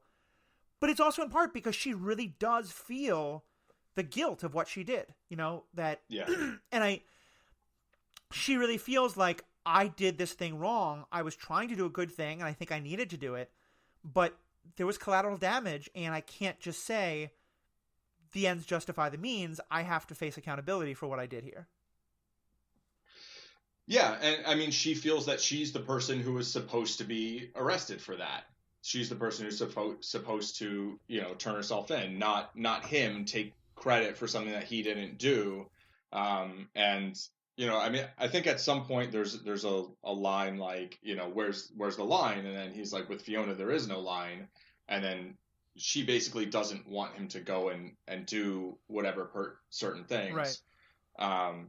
And yeah, I mean, taking accountability is, I mean, she doesn't, that's the sort of thing where it's like there's no amends, right? I mean, I guess maybe you can try and find out who you blew up and then like get some money to their family or something, but like, you know, you blew them up, like they're gone. Right. Like you can't undo that, right? And at some level, like your being in jail might bring them some comfort, but not really. Like they said, you think that like them being in jail will make it right. It doesn't. Right. Yeah, I don't think that. But I do feel like, to me, I contrast this very much with Scarlet Witch in Civil War, you know, and again, I feel like Scarlet Witch has a little bit more of an excuse in that, like, she's like the rookie in the field, and I put it more on the way she was trained. Yeah. But I do feel like, you know, I'm really impressed by the fact that Fiona takes that accountability. Yes. And I feel like that says a lot about her relationship with Michael, because she is the one who's always sort of poking, like, she's always saying, like, are you okay manipulating this person? What if they get hurt? You know, what she always wants to look at the collateral damage. And as an episode I just rewatched in season 3, so a big part of why she leaves the IRA is because of the collateral damage that she would be causing. Yeah, I was going to say that seems like a fairly reasonable viewpoint for a former IRA member. Yeah. Like, yeah. So let's talk about Sam Axe. Who I will admit is hands down my favorite character in the show. I was going to say, do you have any feelings about this character? Yeah, I love Sam Axe. I mean, it's Bruce Campbell, who is just so good at, like, walking the line between being, like, charming and a cad, and is so good at it. And even when he crosses the line, he's so funny about it. But I also, like, I feel it says a lot about you and I that, like, you relate more to Michael Weston, I relate more to Sam Axe. Sam is definitely the more conservative one. He's definitely the more, like, wanting to go with the organization one. But I feel like he also has very strong, for him, loyalty is the incredible strong principle. Yes. There's a number of times where he helps people who he really doesn't like, but because, like, he shares a bond with them. Yeah. And I feel like, in a way, again, one thing I like about this show is the relationship Michael has with Fiona is very different than Sam, obviously. But the one he has with Sam is just as important. And for sure. He has some major fallings out with Fiona, but he also has some major fallings out with Sam that are played just as emotionally important. I'd actually argue more so. That's fair. I mean, I think like if you were to put the characters in order in terms of like how much weight they have on the story, but also like maybe in terms of screen time, sorry, he's probably number 2. Yeah. And then Fiona's probably number 3, and then Madeline's probably the 4th. But like I think the thing is that Michael and Fiona have like a very contentious, explosive relationship. Right. And so they'll have it's much more volatile. So you kind of get used to that, and I think they get used to that, and it impacts both of them individually. But the relationship that Michael has with Sam is more stable. Yeah. And so when they really do have a falling out, yeah, that's true. I think there's kind of more weight there because it's more of, it feels like more of an event basically, as opposed to a mood or like the weather. Yeah. And by mood, I don't mean like she has a mood. I mean like, it's the mood of the show. It's like, oh, okay, that's kind of where they are right now. Right. Because they're very volatile. But like Sam's very steady. He's kind of like slow and steady. And he'll tell Michael when he thinks like, oh, I don't think you should do this, da da da. And then Michael's like, well, I'm going to do it. He's like, all right, well, I'm there with you, buddy. Right. Until he's not. And it's like, whoa, Yeah, like, I think that's actually a good point. And part, I think that's also good writing. Michael and Fiona have the moonlighting on again off again relationship that defines the show. Sam and him don't, and so you don't need to keep that tension the whole time. And but you're right. I think because most of the time Sam is willing to say again that loyalty, like I disagree with this, but I'm willing to go along with it. I think there's only like 2 times that I can think of where he really has a break with Michael. But they're both incredibly important, and I love again that Michael really feels it too. Yeah, it feels like everything has changed. It's like a seismic shift. Right. I also think that Sam gets his own arc in that, in a way that Fiona is very much like, I walked away from organizations. These are all terrible. I want nothing to do with it. Sam, well, first of all, I feel like he was he was a Navy SEAL instead of a CIA agent. And so that means he has special forces training. But he was never quite given as much like leeway out in the field to go do his own thing, and I feel like because of that, he probably wasn't faced with as many morally questionable situations. And also, if I remember correctly, like he didn't leave under the best circumstances, but he pretty much just like he was retired, he has a pension, so he didn't have a like hard break with the organization the way that Fiona did, right. And so it lets him have a very different perspective from her in terms, like, he's much more like, joining the CIA isn't that bad of an idea. Like, it's an organization, they do terrible things, but maybe I understand. Right. Yeah. I mean, he definitely has a different perspective that way. And I don't remember exactly how he left the Navy, but I think that was in that the Fall of Sam Axe. It was like a special movie they made. Yes. Yeah. Which is super good. Yeah. Actually directed by Jeffrey Donovan, the lead actor. Oh, is it? Oh, that's awesome. Yeah. Who's not in that episode or that movie? Yeah, it's about Sam Axe before all that happened. Exactly. And how he became Chuck Finley. Yeah. But I mean, it seems like Sam did. So like Sam was in the SEALs. Michael was in the Rangers, right? He was in the Army Rangers. Right. And then like after that, Michael became an independent contractor spy, basically. And Sam became like a retired Navy SEAL who did some security stuff or some stuff like that. But, didn't have the same kind of, he'd only been loyal to an organization that was somewhat straightforward. Right.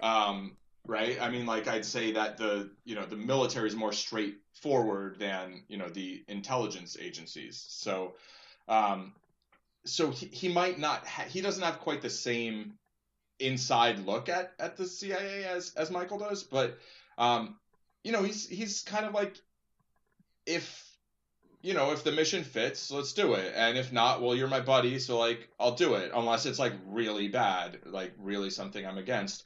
And he gets, I think he gets partially why Michael wants back in the organization, because like he didn't leave the organization like totally of his own volition, right? I mean, I think Yeah. I think to some extent he maybe wouldn't have minded to still be in the organization. And so, he didn't leave the way Fiona did. Like Fiona left, right? And so, yeah, I think he's got a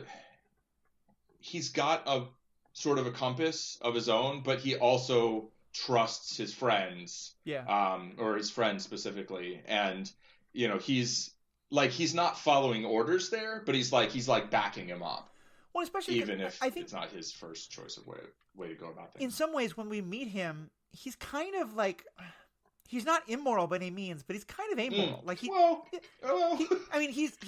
living as basically a gigolo. Like he's seductive to single rich women, or sometimes lonely but not single rich women.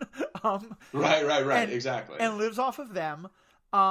He starts out by informing on Michael to the FBI. Yeah. Because his pension is threatened, which is definitely a violation of his loyalty, and he feels bad about it, but he kind of does it. I think that's, in some ways, his relationship with Michael does kind of like reignite his moral center, because I feel like on some levels he'd kind of not decided to go be a shitty person, but kind of decided like, okay, life's now about just, having a decent time and having a good ice cold beer and a decent meal and getting by. Yeah, and I mean, I think the extent to which he's basically trading services for money is like, okay, but like the extent to which he's basically manipulating somewhat older people for like personal gain is like that's like a little shittier. That's a little worse. Yeah, there's nothing wrong with sex work, but it's like he's kind of a grifter. Right, exactly. That's the part that I object to.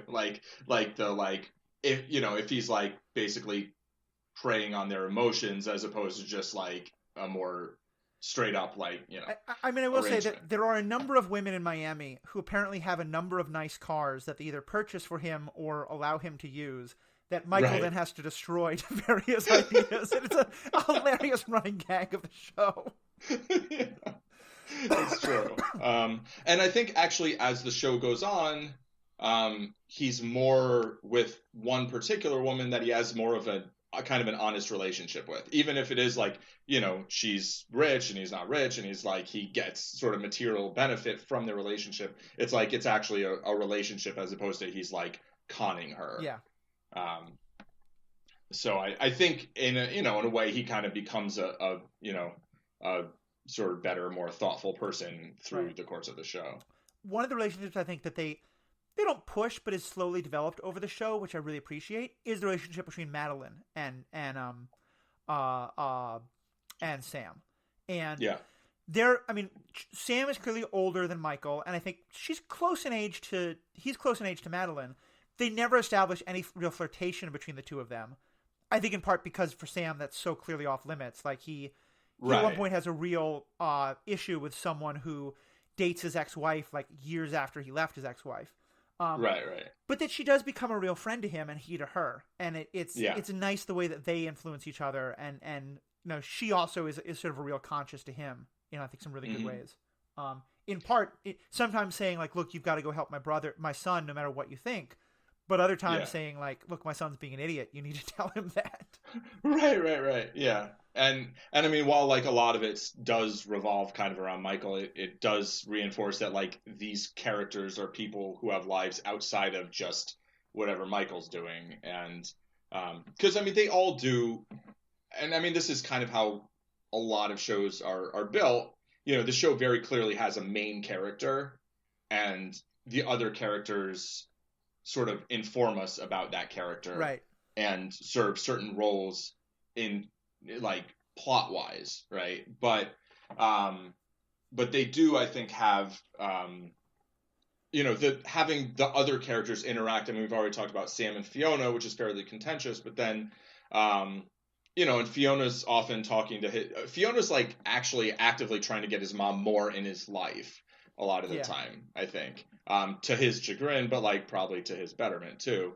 But then like Sam and Madeline, I think they're about maybe similar distance in age to Sam and Michael. Mm-hmm. So I think Sam can kind of relate to both of them, sort of, in a direct way, not as like, oh, this is the mom of my friend. It's like, this is, there's a person, and then my friend, that's a person too. And so yeah, I appreciate that, and I think it's a good it's I know people often talk about not entourage, but ensemble TV shows. And this isn't an ensemble show. Like there's clearly a star. But I do feel like that it's a family show in that each of the other characters really gets to have their own plot arcs at times.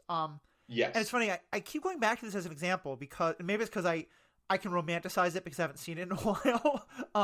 But the Arrowverse, I feel like, is the other show set of shows that does this really well, where both Arrow and then the Flash are the heroes of those shows and the main characters.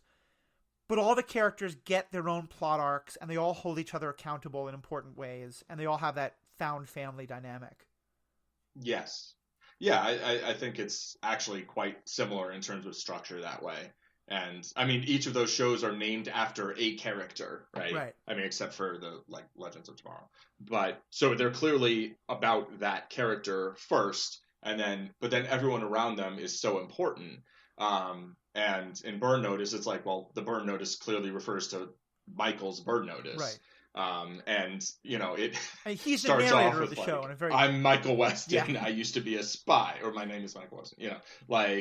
It's pretty straightforward. Like, that's the narrator. That's the number one character. But the other characters around him really do get, some of their own arcs and feel like real people. Yeah. I think that's true. And their own, ethical dilemmas as well, in terms of there are things that they're doing themselves, and also like to what extent are they willing to help Michael with things that especially when he goes into more questionable territory. Right. And some of the ways that I think are really interesting is sometimes when it's like the client. Sometimes either Sam or Fiona winds up being the client of the week. Right. There's one actually like fantastic. Again, quick spoiler of a funny moment, so skip ahead 30 seconds if you want. But by season 3, they all joke about like how he is this like rescuing angel of his clients, and he like has all these clients. And there's an episode that's entirely about Fiona being and one of the things that the show does is to show these like little. It'll stop and like show a title, not a title, but like words on the screen that say like, so and so the client, so and so the villain, so and so the whatever it is. Right. Undead Spy. Yeah, and they're hilarious. Like the Undead Spy is so good. But there's a moment where Fiona is like angrily saying to Michael, "I am not one of your clients." And immediately pauses and flashes on the screen, Fiona, the client. It's just so good. Yeah. It's also just such a good, like Sam Axe, I'm trying to talk about his ethics and more. He's just such an awesome guy. Like the whole show is just so damn good. Yeah, it is. Yeah. So, any other kind of like closing thoughts or ideas before we wrap up? I mean, not on anything heavy, but just like it is actually like a surprisingly light show a lot of the time. Yeah. It's like one of those USA shows where the skies are blue and it's in Miami and some really horrible things happen sometimes, but like it doesn't feel like things are going to go wrong all the time. It's so funny too. Like there's just so much it's really comedic funny. Genius. Yeah, and it's like the main characters and some of the supporting ones, like they're just people that are like it's pleasant to spend time with them. Yeah. There's actually a point I wish we made earlier because you're right. Like I know I talk a lot about the grim dark, and the grim dark is often really good place to find ethical dilemmas. Right. But this show is not grim dark in the slightest. At all. But it's so full of ethical stuff. Season 7, briefly. Yeah. There's some episodes, but like to me, part of grim dark is you have to be cynical. Every character is going to make bad decisions. Things, like most episodes end with a happy ending, but like it doesn't feel forced. It feels like we really worked to get there. And yeah, honestly, like I don't think I can justify creating a whole podcast around Burn Notice, though God, I'm tempted. But Right. it's pandemic time and we all need some escapes. And frankly, there's not going to be too much new content coming out starting probably in 6 months or so. I might just rewatch the whole show because it's just such a feel good show and it's so funny and so enjoyable. Yeah. Yeah. I mean, it's not a bad way to spend 100 hours. Yeah, that's very true. All right. Well, Paul, thank you so much for being a part of this. We'll hopefully have you back. I think we're going to do this ethical espionage idea as a series. We definitely should do something on Born Notice, Born Identity. Born Notice. Born Notice. Yeah. I would love to do something on Chuck because that's again such a good show. Oh, me too. Yeah. As well as I kept looking for a way to bring this up and never quite found a way. And it's only really one moment in a movie, but I think one of my favorite moments of like the ethically questionable espionage person who does a terrible thing, but probably for a justifiable reason, is Cassian Andor in Rogue One.